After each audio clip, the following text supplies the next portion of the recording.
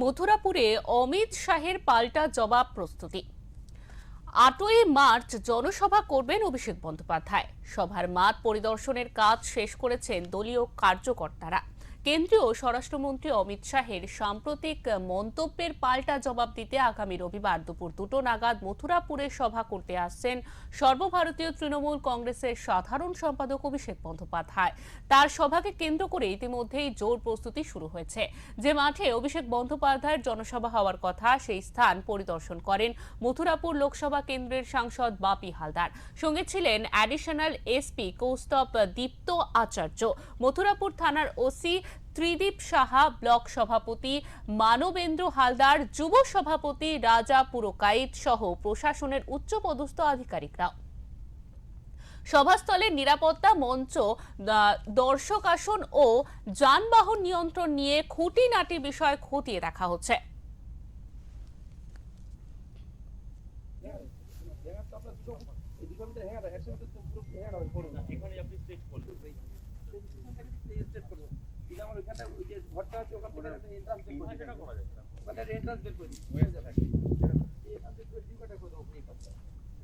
আমাদের সঙ্গে রয়েছেন আমাদের প্রতিনিধি সঞ্জয় মাঝি। সঞ্জয়, তোমার কাছে জিজ্ঞাসা করব যে ইতিমধ্যে কিন্তু যা জানতে পারছি আমরা যে অমিত শাহের পাল্টা সভা করতে চলেছেন অভিষেক বন্দ্যোপাধ্যায়, ঠিক কি বার্তা থাকবে তার এই সভায় বলে মনে করা হচ্ছে? দেখো শিল্পা, যেমনটাই ভোটের উত্তর প্রায় চলেই গেছে পারদ, এবারে পাল্টা এবং শাসক এবং বিরোধী পাল্টা অভিযান শুরু। এবং কিছুদিন আগে অমিত শাহ এসেছিলেন, তিনি সভা থেকে একদম সরাসরি তৃণমূল কংগ্রেসের উপর আঙুল তুলেছেন এবং তিনি বলেছেন বাংলায় যে প্রজাতন্ত্রকে ধ্বংস করে পরিবারতন্ত্র করা হয়েছে, অর্থাৎ রাজ্যে মানে মুখ্যমন্ত্রী মমতা বন্দ্যোপাধ্যায় অভিষেক বন্দ্যোপাধ্যায়কে একদম সরাসরি নিশানা করে তিনি বলেছেন যে প্রজাতন্ত্র একদমকে পরিবারতন্ত্রে পরিণত করে দিয়েছে। যখন উনি ক্ষমতায় আসেনি তখন উনি বলেছেন একসময় কংগ্রেসের বিরুদ্ধে আঙুল তুলেছিলেন, রাজতন্ত্র পরিবারতন্ত্র করে, রাজতন্ত্র বন্ধ করে পরিবারতন্ত্র করছে এবং সরাসরি সেই আঙুলি তুললেন এবং অমিত শাহ তৃণমূলের। এছাড়া তিনি আরোই সভা থেকে বলেন আমরা যদি বাংলায় ক্ষমতায় আসতে পারি তাহলে এই বাবরি মসজিদ নামে যে ভোট ব্যাংক প্রক্রিয়া চলছে তৃণমূল বিটিং করে এবং মানুষের মধ্যে যে বিভ্রান্ত করছে বাবরি মসজিদ করতে দেব না। এছাড়া তিনি আরো বলেন যে একাধিক দুর্নীতির বিরুদ্ধে এই সরকারের বিরুদ্ধে ব্যবস্থা নেবেন এবং সাধারণ মানুষকে যে নাজেহাল করছে সেখান থেকে মুক্তি দিতে পারেন একমাত্র বিজেপি দল। সেই পরিপ্রেক্ষিতে অমিত শাহর বক্তব্য পরিপ্রেক্ষিতে আগামী 8ই মার্চ অর্থাৎ রবিবার তৃণমূলের সাধারণ সম্পাদক অভিষেক বন্দ্যোপাধ্যায় এবং পাল্টা সভা করবেন মথুরাপুরে। শিল্পা, একদমই সঞ্জয়, আমরা যা জানতে পারছি যে বাংলা বিজেপি ক্ষমতা এলে বাবরি মসজিদ করার চক্রান্ত ভেস্তে দেবেন, এমনটাই কিন্তু বিজেপির তরফ থেকে জানানো হয়েছিল। তার প্রতিবাদেই কি অন্য কোনো রাজনৈতিক দল অর্থাৎ হুমায়ুন কবির বা তৃণমূল কোনোভাবে সোচ্চার হয়েছে? দেখো, কান পাবলিক শোনা যাবে রাজনৈতিক যে হুমায়ুন কবিরকে বলা হয় তৃণমূলের বিটি, অর্থাৎ মুসলিম সম্প্রদায় ভোট তৃণমূলের থেকে একটু হলেও মুখ ঘুরিয়েছেন।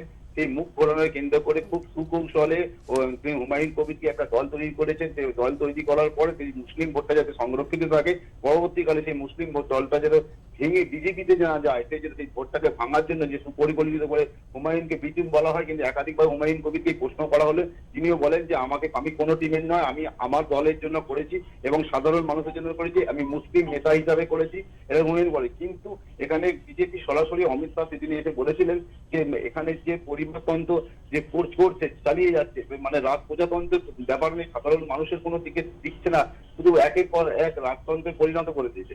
এবং শুধু তাই নয়, এখানে আরো একটা মজার বিষয় হচ্ছে যে বিজেপি এখন কিন্তু পৃথিবীর মুখে সংখ্যালঘু ভোটটাকেও বিজেপি প্রাধান্য দিচ্ছে। একদমই সঞ্জয়, অন্যদিকে জিজ্ঞাসা করব যে পাল্টা সভা রয়েছে 8ই মার্চ অভিষেক বন্দ্যোপাধ্যায়, এই সভার প্রস্তুতি কেমন চলছে সেখানে? দেখুন, এই 8ই মার্চ যে প্রস্তুতি সভা যদি যেহেতু হ্যালো একদমই শুনতে পাচ্ছি, বলো। হ্যাঁ, 8ই মার্চ যে প্রস্তুতি সভা চলছে মানে অমিত শাহ যেখানে আসেন তার পরিপ্রেক্ষিতে দেখে রাজনৈতিক একটা উত্তাপ এবং শাসক দল এবং বিরোধী দল এটা লেগে থেকে ভোটের সংখ্যা প্রায় বেড়ে গেছে। 8ই মার্চ এখানে প্রস্তুতি মথুরাপুরে যেখানে সভা তৈরি করে সেই সভা পরিদর্শন করছে, ওখানকার সংসদ খতিয়ে দেখছেন, অ্যাডিশনাল এসপি দেখছেন, আইসি দেখছেন, ব্লক সভাপতি দেখছেন এবং যুব সভাপতি দেখছেন এবং সাধারণ মানুষ এবং সেই দিন যেহেতু যানজটের কোনো সৃষ্টি না হয় সেদিকে খুঁটিনাটি পরিদর্শনও করছেন তারা। আমরা জানতে পারছি জেলার বিভিন্ন নেতৃত্বরা সভাস্থল পরিদর্শন করতে সেখানে এসেছিলেন। তারা কি সংবাদ মাধ্যমের কাছে কিছু জানিয়েছেন যে এই সভায় কত মানুষের ঢল আসতে পারে, এমনকি কিছু জানানো হয়েছে?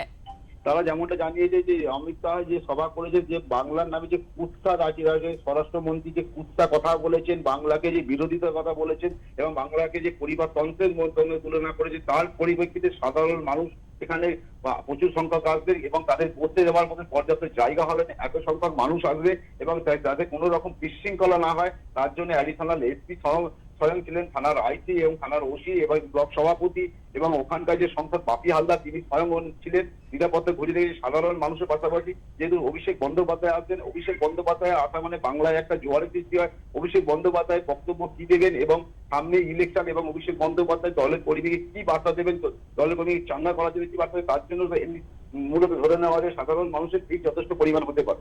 একদমই সঞ্জয়, তোমাকে অনেক ধন্যবাদ। আমাদের সঙ্গে ছিলেন আমাদের প্রতিনিধি সঞ্জয় মাঝি। তিনি জানাচ্ছিলেন যে অর্থাৎ 8ই মার্চ পাল্টা জনসভা করতে চলেছেন অভিষেক বন্দ্যোপাধ্যায় এবং সেই সভার প্রস্তুতি কিন্তু একেবারে তুঙ্গে, যার ছবি আপনারা দেখতে পাচ্ছেন ওঙ্কারের পর্দায়। দেখুন, আগামী 8ই মার্চ রবিবার আমাদের প্রিয় সাংসদ, আমাদের নেতা অভিষেক বন্দ্যোপাধ্যায় তিনি আসছেন মথুরাপুরের গোপীনাথপুরের এই মাঠে। আপনারা জানেন যে এসআইআরকে কেন্দ্র করে যেভাবে সাধারণ মানুষের নাম বাদ দেওয়া হয়েছে, তাদের নামের পাশে আন্ডার অ্যাডজুডিকেশন শব্দটা বসানো হয়েছে, তো এর ফলে সাধারণ মানুষ যেভাবে একটা বিড়ম্বনার মধ্যে পড়ে রয়েছে, তারা সাধারণ মানুষের মধ্যে একটা অস্থিরতা আমরা লক্ষ্য করতে পারছি। সে বিষয়ে প্রিয় সাংসদ সকলকে আশ্বস্ত করবেন